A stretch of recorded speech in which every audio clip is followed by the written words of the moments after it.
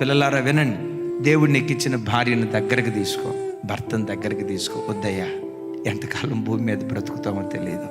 బ్రతికి నీకు కొద్ది దినాలు ఎందుకు ఈ కీసులాట, ఎందుకు ఈ కొట్లాట? ఏ రోజు ఎప్పుడు ఎలా ఈ లోకాన్ని విడిచిపెట్టి వెళ్ళిపోతామో తెలియదు. బ్రతికిన కొద్ది దినాలు అయ్యా నా యజమానుడా ప్రేమగా బ్రతుకుదాం. పిల్లల్ని దగ్గరికి తీసుకోండి. పిల్లల్ని కొట్టారా, తిట్టారా, తండ్రిగా రైట్ రాయలుగా నీకున్న అధికారం నేను ఎందుకు కొడతారా?